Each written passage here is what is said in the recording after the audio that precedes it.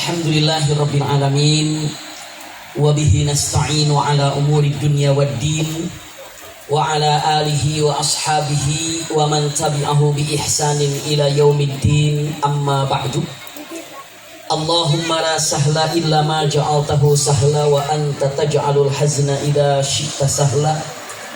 Allahumma inna nas'aluka hubbaka wa hubba man ahabbak wa hubba amalin yuqarribuna ila hubbika bi rahmatika ya arhamar rahimin.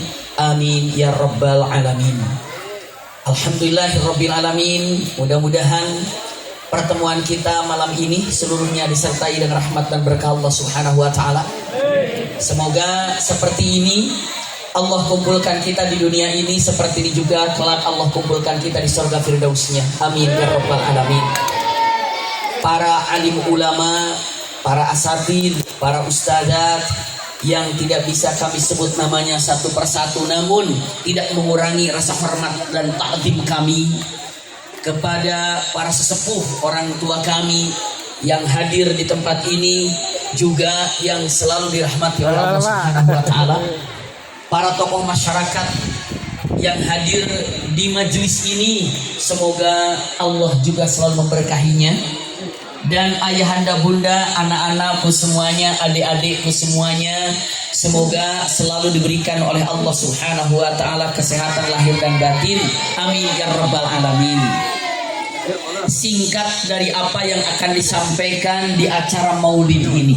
Iya, tadi Masya Allah oleh sambutan dengan kata-kata Maulid acara kita, ada beberapa poin saja yang akan disampaikan. Yang pertama, mungkin ada yang bertanya di antara kita semuanya dengan pertanyaan, kalimatnya, ada nggak ya Maulid ini perintahnya dalam Al-Quran? Mungkin itu banyak pertanyaan. Kenapa? Karena untuk saat ini ada yang mengatakan, oh nggak ada maulid itu, nggak boleh maulid itu. Pernah dengar nggak orang yang melarang maulid? Pernah dengar nggak ibu bapak? Dengan mengatakan nggak usah ada maulid, katanya itu mah nggak dicontohkan sama Rasulullah, begitu bilangnya. Tapi punten, cek baik-baik, apakah ada dari Qur'annya, dalilnya kalau mengatakan untuk memperingati hari besar ini, hari lahirnya Rasulullah? Ada. Simpel saja, lihat tafsirnya tentang kejadiannya Nabi Musa, tapi simpel disampaikan dengan singkat saja.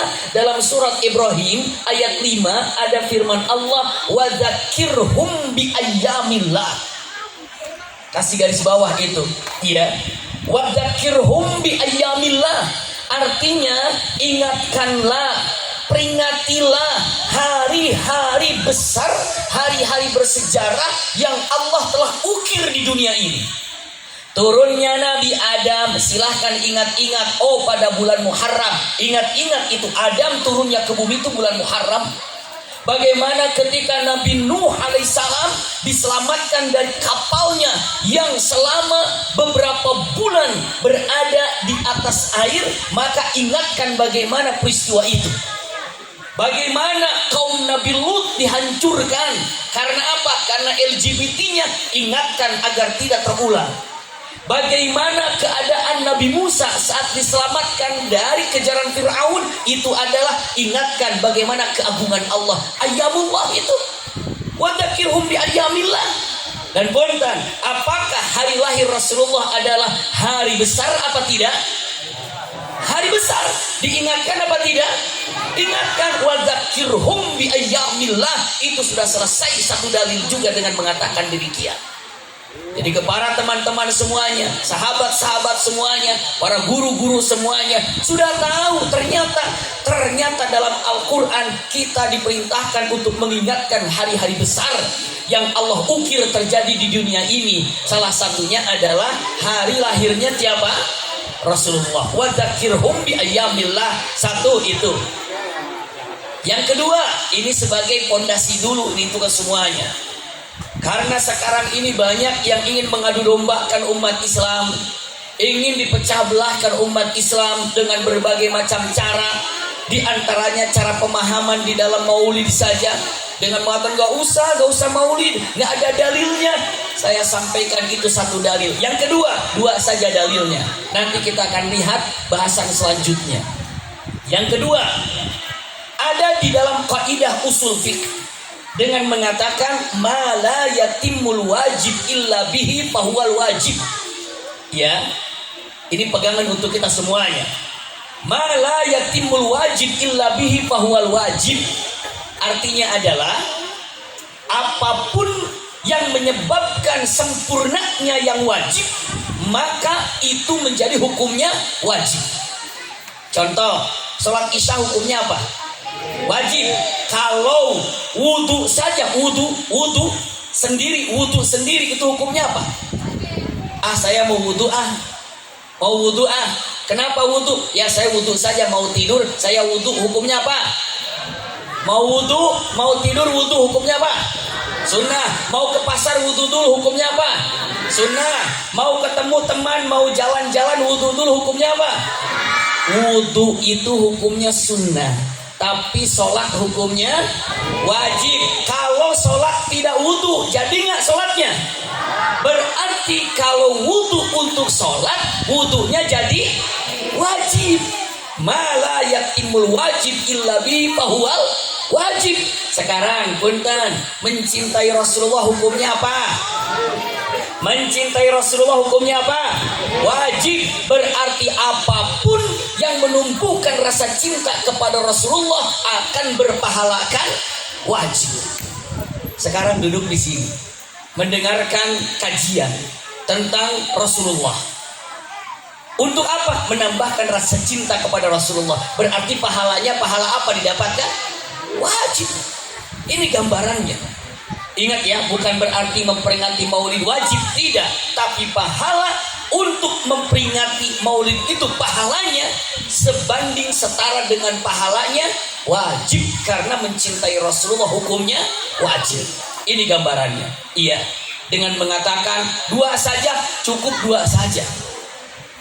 Masih banyak, tapi dengan dua saja kayaknya sepertinya sudah cukup untuk kita kokohkan bahwa yang namanya memperingati maulid ini insya Allah biiznillah banyak manfaatnya dan banyak berkahnya. Amin ya rabbal alamin. Kita lanjutkan. Ya sudah, kalau gitu kita maulid. Apa yang akan kita bicarakan dalam maulid? Yuk kita bicara untuk mengetahui pepatah nasihat Rasulullah. Iya. Oh, ada kucing di belakang. Masya Allah ya. Pepatah dan nasihat Rasulullah apa? Kita ikutin ya nasihat Rasulullah. Pepatahnya apa? Pertama, lihat, renungkan bunda, ayahanda, anak-anakku semuanya. Sampaikan kalimatnya. Rasulullah mengatakan ini beberapa nasihat. Ittaqil maharim takun a'badan nas. Satu nasihat Rasulullah. Kata Rasulullah, jauhi dari apa-apa yang diharamkan oleh Allah, maka engkau menjadi ahli ibadah. Ulangi lagi, simpan baik-baik. Jauhi apa yang Allah larang, jauhi apa yang diharamkan, maka engkau menjadi ahli ibadah. Ternyata bukan. Ahli ibadah itu bukan orang yang selalu di masjid. Rasulullah tidak mengatakan itu.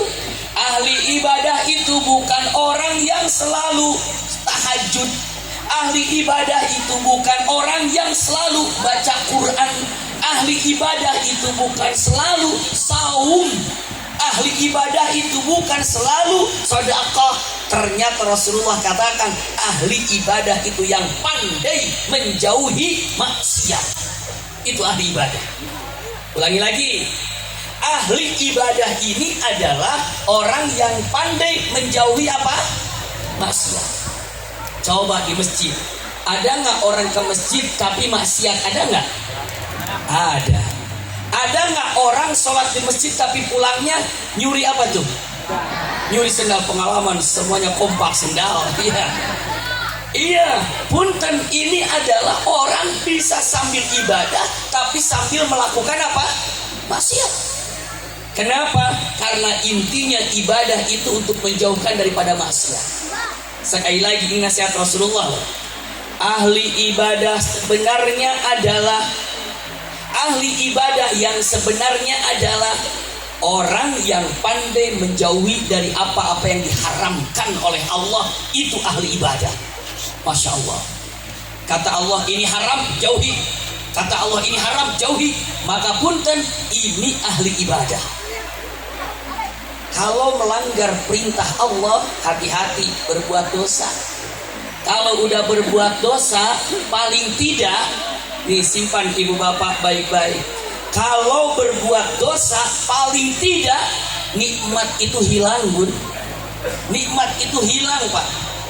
Kalau ibu bapak berani melakukan dosa, berarti siap kehilangan nikmat. Contoh, nih punten. Dosa menghilangkan apa? Nikmat. Kita mau kasih cerita. Dulu di zaman Nabi Musa, di zaman Nabi bersiapa? Nabi Musa. Kemarau panjang. Tahu kemarau? Apa kemarau itu? Musim panas. Berarti nggak apa itu? Nggak hujan. Masya Allah. Iya. Ini anak-anak kita di depan ini luar biasa. Iya. Semangat ngajinya, mudah-mudahan jadi anak-anak yang soleh, penerus bangsa, jadi ulama. Masya Allah, amin ya rabbal alamin. Waduh, yang paling keras kayaknya yang paling banyak makannya ini. Ya. Jadi di zaman Nabi Musa, kemarau panjang, nggak hujan, kering. Berapa lama? 8 tahun lamanya. 8 tahun nggak hujan. 8 tahun kering. 8 tahun nggak ada setetes air pun jatuh. Bingung Bani Israel. Datang ke Nabi Musa berbondong-bondong. Ya Musa, ini kenapa nggak hujan-hujan? Ada apa Musa?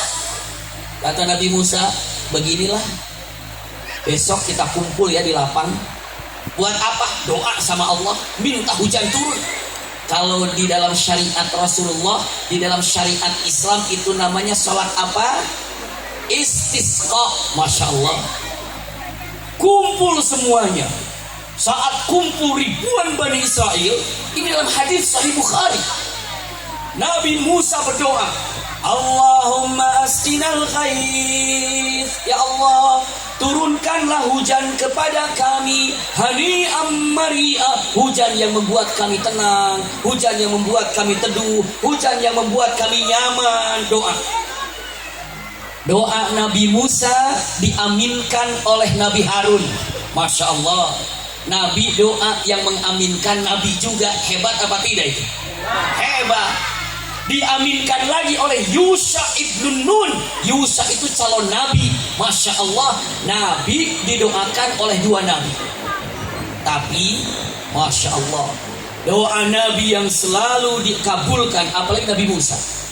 Tiba-tiba dalam keadaan doa, tiba-tiba awan itu mendung dan berkumpul di tempat Bani Israel yang sedang berdoa. Setelah berkumpul awan hitam ini, kalau awan hitam datang berarti mau apa itu? Mau hujan. Masya Allah. Lalu kalau ada kayak potret, apa namanya itu? Apa namanya? Kilat. Masya Allah. Sudah datang kilat. Datang kilat, setelah itu ada suara. Apa namanya tuh? Petir. Masya Allah, ada kilatnya, ada petirnya, sudah mulai gelap. Itu kira-kira, Bu punten, kalau sudah ada petir, sudah ada kilat, sudah gelap di atasnya, mendungnya sudah nampak, mau hujan berapa persen kira-kira? Berapa? Wah, anak-anak kita bilang 100% mau hujan ini. Iya, begitu kan? Udah gelap, mendung, kilat datang, halilintar juga ada. Tiba-tiba Pak, Bu, lihat. Tiba-tiba Bani Israel sudah senang.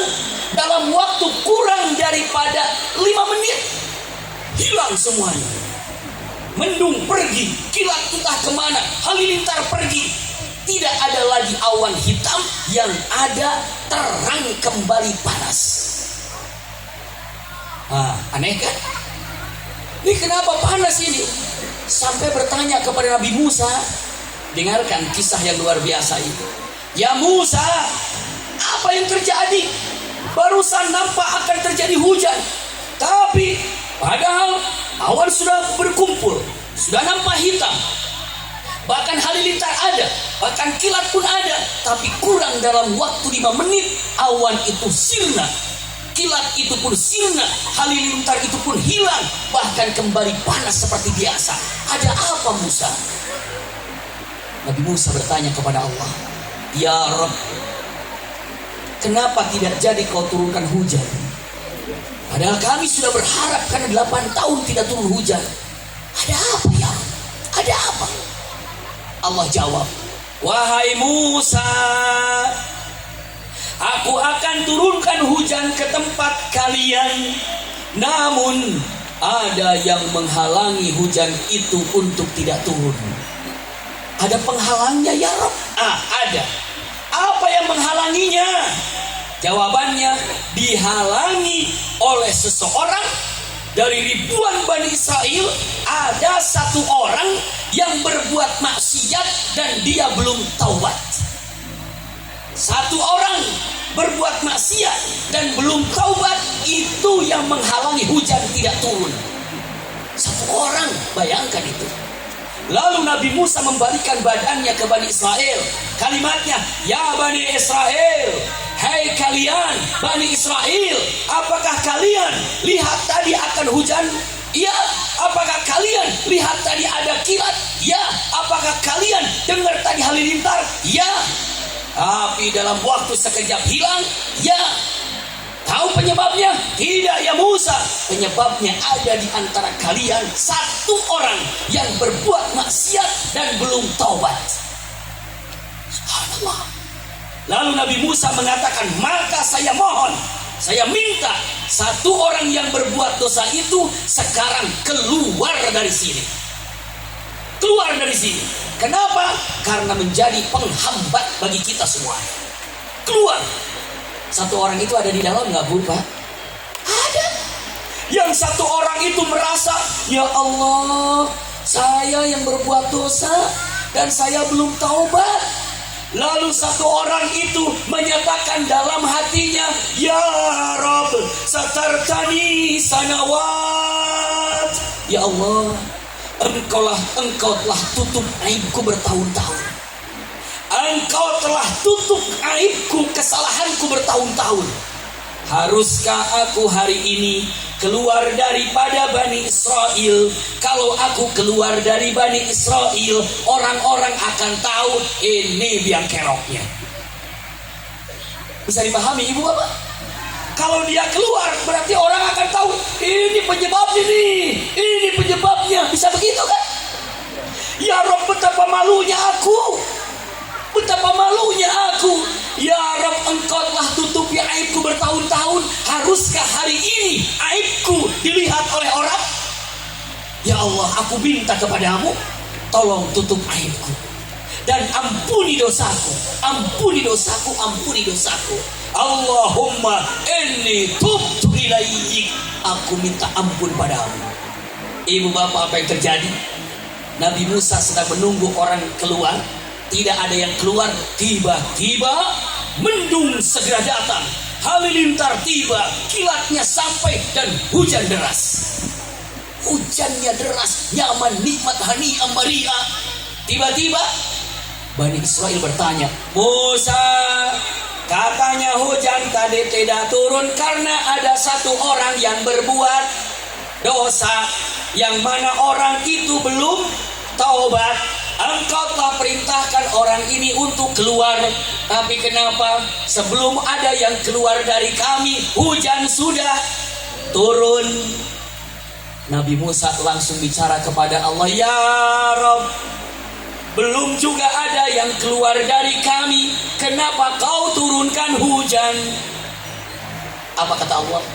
Hai Musa, satu orang yang berbuat dosa itu baru saja taubat. Baru saja taubat. Dengan diterimanya taubat dia, aku turunkan hujan. Masya Allah. Lalu Nabi Musa bertanya, "Ya Rob, mana orangnya? Aku ingin ucapkan terima kasih. Mana orangnya?"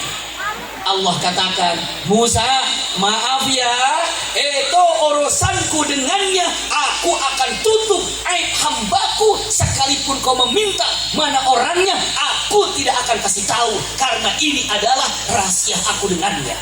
Subhanallah. Ibu bapak kalau mau tobat kepada Allah nggak usah malu. Kenapa? Karena punten Allah akan menutupi aib kita. Ini gambarannya.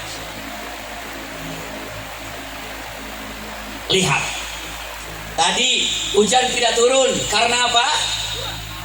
Satu orang berbuat dosa. Sekarang di kita hujan udah lama nggak turun ya? Turun sebentar kering lagi kan? Kira-kira saya tanya, ada berapa yang berbuat dosanya? Satu? Ada berapa yang berbuat dosanya? Banyak. Maka coba perbanyak istighfar. Karena Rasulullah mengatakan, "Ittaqil maharim, takun abadan nas." Anda jauhi maksiat, maka Anda menjadi orang yang paling pandai ibadah. Itu dia jauh maksiat. Maka siapapun orangnya, sering di masjidkah, sering baca Qurankah, sering yang namanya saumkah, tapi ingat, hiasi hidupnya dengan istighfar. Coba imam masjid begitu selesai sholat, "Assalamualaikum warahmatullah, assalamualaikum warahmatullah." Habis itu apa yang diucapkan? Astagfirullah, astagfirullah. Istighfar kan? Sunnah ibu bapak, setelah salam selesai melakukannya ucapkan astagfirullah. Minta ampun pada Allah, minta maaf kepada Allah. Kenapa? Karena tidak sempurna kita melaksanakan ibadah itu.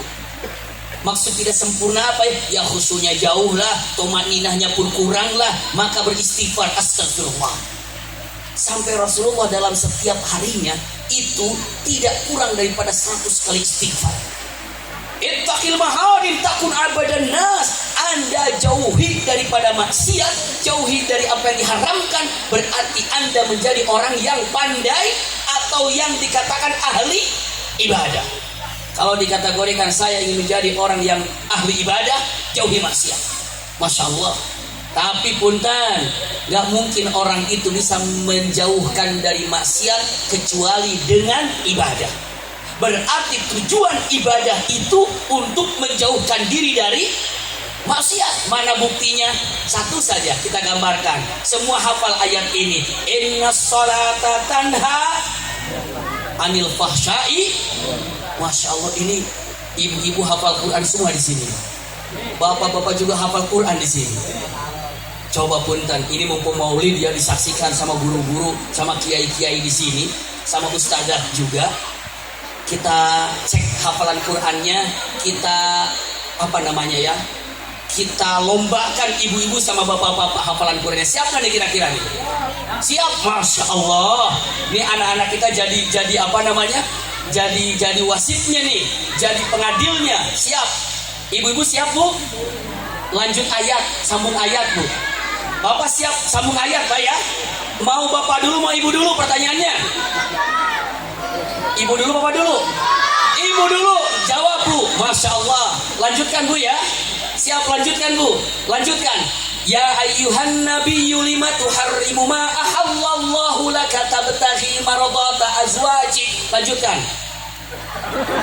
No, ibu-ibu no. Ibu-ibu no. Bapak-bapak siap? Pak siap? Yasin. Yes. Menang satu bapak. Masya Allah. Bu, kenapa bu nggak dilanjutin? Ibu nol, bapak satu. Oh di awal, oke, tengahnya kita sampaikan. Coba lanjutkan, iya, lanjutkan ya. Dengan siap bu lanjutkan kalimatnya. Idnada rabbahu nidaan khafiyya. Oh nol lagi. Pak siapa? Tengah ayat pak. Fabi ayyi ala. Yes, Masya Allah. Wah ada yang marah. Itu mah kok ke saya bikin susah katanya. Bapak dipakai gampang. Iya, saya hafal. Punten, kalau ayat bapak hafal berarti ibu hafal. Kalau tadi bapak-bapak hafal ayatnya berarti ibu-ibu hafal. Kenapa? Karena ayat-ayat itu yang sering didengar di mana? Di majelis taklim. Kalau bapak aja hafal ayat itu, insya Allah ibu-ibu hafal. Iya. Kenapa digitukan tadi? Ya itu hanya bercanda saja, Bu. Lihat ibu ini marah enggak? Ternyata ada juga yang marah. Nah, punten, nasihat Rasulullah yang pertama apa tadi? Ittaqil maharim takun a'badan nas. Satu itu. Yang kedua, nasihat Rasulullah. Ini kan kita sedang mempelajari maulid. Bukan hanya sekedar mempelajari perjalanannya, kisahnya hidup Rasulullah. Yuk kita belajar nasihatnya apa saja sih.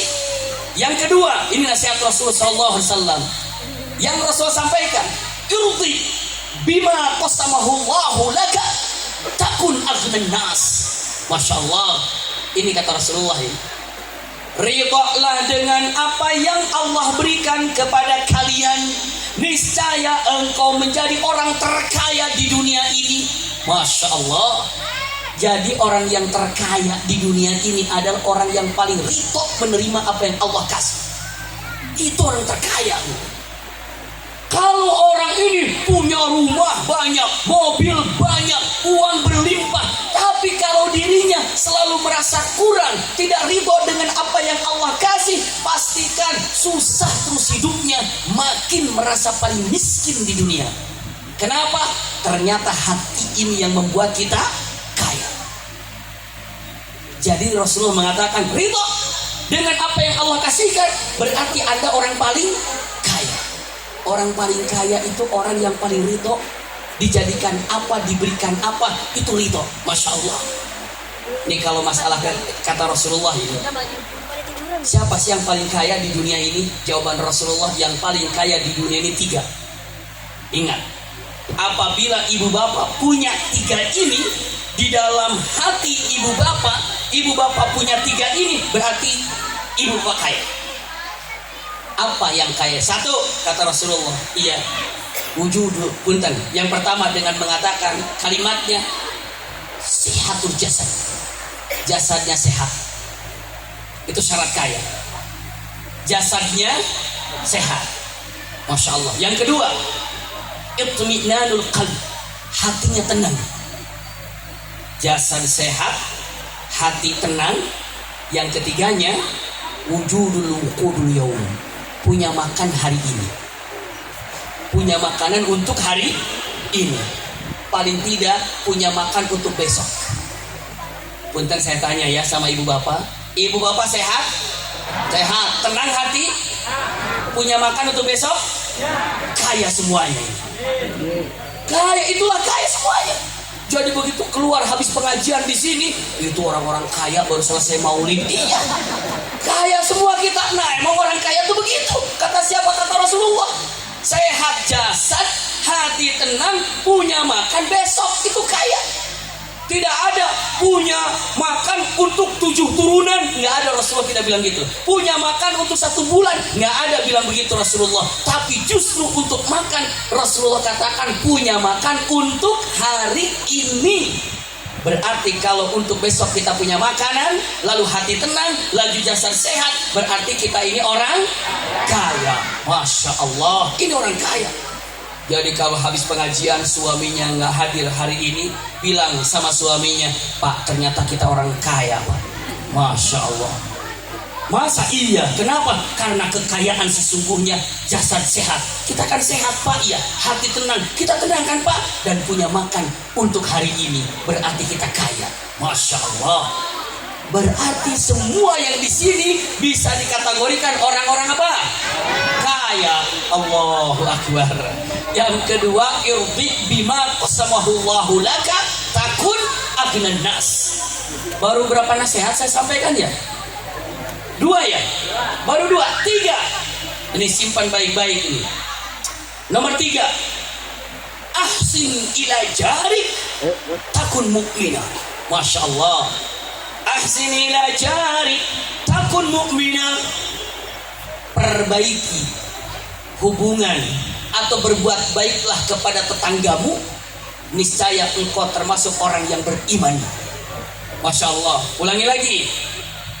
Berbuat baiklah kepada siapa? Tetangga. Maka engkau menjadi orang yang beriman. Jadi salah satu untuk menyempurnakan iman kita ini punten berbuat baik kepada siapa? Tetangga. Masya Allah. Ibu bapak punya tetangga? Alhamdulillah. Tetangganya nyenengin apa nyebelin? Subhanallah. Dengan mengatakan punten, ibu cek, menurut ibu saya ini membuat senang tetangga apa enggak? Kenapa? Karena ini penting. Ulangi lagi ya. 3 nasihat ini, yang nomor 3 ini saya sampaikan, pegang baik-baik. Iya, ini Rasulullah begini nih, punten, ini Rasulullah nih. Tiba-tiba disampaikan, Assalamualaikum ya Rasulullah. Waalaikumsalam ya Rasulullah. Ini khusus untuk, karena kita ini hidup bertetangga kan. Lihat ibu bapak, ya Rasulullah itu orang baik banget, rajin ke masjidnya, rajin puasanya, rajin baca Qur'annya. Cuman satu masalahnya. Masalahnya ada berapa? 1. Apa masalahnya? 1. Apa masalahnya? Innahu yu'dhi jaroh. Innahu yu'dhi jaroh. Dia itu sholat iya, puasa iya, baca Quran iya, haji iya. Cuman 1 masalahnya apa? Nyakitin tetangganya. 1 masalahnya nyakitin tetangganya. Apa jawaban Rasulullah? Ada yang tahu jawaban Rasulullah apa? Jawaban Rasulullah, subhanallah, tidak begini. Jawaban Rasulullah tidak begini nih. Jawaban Rasulullah tidak begini. Nggak apa-apa nyakitin tetangga, yang penting masih sholat. Nggak begitu. Nggak apa-apa nyakitin tetangga, yang penting masih baca Quran. Tidak begitu jawabannya. Tapi apa kata Rasulullah? Jadi dia sholatnya rajin, iya ya Rasulullah. Dia itu puasanya rajin, iya ya Rasulullah. Masalahnya apa? Masalahnya cuma 1, apa? Cuma nyakitin tetangganya. Rasulullah dengan tegas mengatakan, innahu finnar. Dia di neraka. Subhanallah. Dia di mana bun? Di neraka. Gara-gara apa? Nyakiti tetangga. Astagfirullah. Gara-gara nyakiti tetangga, ahlun nar. Berarti punten, siap untuk disampaikan sekali lagi, tetangga ini bisa menjadikan orang terjerumus ke dalam neraka. Gara-gara apa? Menyakiti tetangga. Pegang 1. Saya tidak akan banyak-banyak, 3 nasihat Rasulullah saja, tapi di bagian tetangga saya sedikit perpanjang ini. Karena kita hidup bersama tetangga. Ini ada hadis bun, ayahanda dengar dan simak baik-baik. Tetangga ini luar biasa. Ada orang yang ngadu sama Rasulullah, ya Rasulullah, saya punya tetangga, tapi tetangga itu nyakitin saya. Nyakitin gimana? Suka buang sampah di depan rumah saya, buang sampah di tempat saya, buang sampah di tempat saya. Saudara bilang jangan buang sampah di sini. Rasulullah bilang, sudah dinasihatin, sudah ya Rasulullah. Coba sekali lagi bilang lagi, punten jangan buang sampah di sini dong. Ini kan tempat saya. Diam tetangganya. Besoknya ditaruh lagi sampahnya. Ya Rasulullah masih begitu. Bilang lagi yang sabar. Tolong dong jangan buang sampah di sini. Ini kan rumah saya. Masih saja di situ. Apa kata Rasulullah? Sudah dinasihatin, sudah. Begini. Besok apa yang ada di rumahmu keluarkan, taruh di tengah jalan. Taruh di mana? Di tengah jalan. Biar orang lalu lalang lewat terhalang dengan, bukan, terhalang dengan apa? Barang yang di rumahnya. Apa yang di rumahnya? Ada meja makan, taruh di tengah jalan. Jadi misalnya ini rumahnya, ini jalan. Apa yang ada di rumah ini? Kursi, taruh di tengah. Apalagi kipas angin, taruh di tengah. TV, taruh di tengah. Apalagi kasur, taruh di tengah. Semua taruh di tengah. Orang-orang pada lewat nggak? Kalau ada tetangga naruh lemari, TV, kulkas di tengah jalan, orang pasti lewat, nanya nggak kira-kira? Pasti nanya, bang, ini kenapa naruh di sini? Ada apa bang? Ini kenapa lemari taruh sini? Kenapa kasur ditaruh sini? Kenapa kursi ditaruh di sini? Ya Rasulullah, nanti kalau tetangga saya nanya, orang-orang lewat nanya gimana? Jawabnya gini. Nggak tahu Rasulullah yang nyuruh saya mengeluarkan barang-barang keluar. Gara-gara saya ngadu sama Rasulullah punya tetangga yang nggak baik. Tetangga mana? Nah ini tetangganya, sambil tunjukin. Bisa dipahami nggak bu, Pak? Akhirnya ditaruh di depan semuanya barang-barang. Setiap orang yang lewat, kenapa kamu naruh barang di sini? Nggak tahu, Rasulullah nyuruh saya untuk naruh-naruh barang di luar. Loh, kenapa? Ya saya kan ngadu sama Rasulullah. Saya punya tetangga nggak baik dan sudah saya nasihatin. Kata Rasulullah, udah keluarin aja barang-barang kamu. Yang nanya, tetangga yang mana? Itu tetangga tuh nggak baik itu. Semua ngelihat tetangga, oh itu tetangga nggak baik nih. Lewat lagi yang lain, jawabannya sama, oh itu tetangga yang nggak baik. Lewat lagi, oh itu tetangga yang nggak baik. Akhirnya semua yang lewat tahu kalau tetangganya tidak baik. Akhirnya tetangga itu panas telinganya. Kenapa? Karena diomongin terus, ditunjukin terus. Akhirnya apa yang terjadi? Dia turun. Bang, udah masukin barangnya, udah masukin. Saya tobat deh, nggak bakalan buang sampah lagi. Udah masukin semua barang. Malu saya, setiap orang nunjukin rumah saya. Katanya tetangga nggak baik. Udah masukin. Apa kata orang ini? Maaf, yang nyuruh saya ngeluarin barang tadi siapa? Rasulullah. Maka yang berhak menyuruh saya untuk memasukkan barang juga adalah siapa? Rasulullah. Maka kalau kamu mau, bilang sama Rasulullah agar Rasulullah memerintahkan saya memasukkan barang. Maka orang itu datang ke Rasulullah. Assalamualaikum ya Rasulullah. Waalaikumsalam, ada apa? Ya Rasulullah, itu tetangga saya ngeluarin barang-barangnya keluar. Kata ini perintahmu ya Rasulullah. Iya, perintahku. Kenapa ya Rasulullah? Kan kamu buang sampah sembarangan. Sudah dinasihatin, kekeh saja buang sampah sembarangan. Ya Rasulullah, saya janji nggak bakalan lagi. Kata Rasulullah, memang kenapa kamu minta agar orang itu memasukkan lagi barangnya ke rumah? Malu ya Rasulullah, orang lewat sampai tahu saya yang tidak baik.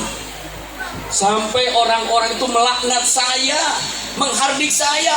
Dasar tetangga nggak baik, sampai melaknat saya. Lihat kata Rasulullah apa? Hai fulan, dengarkan.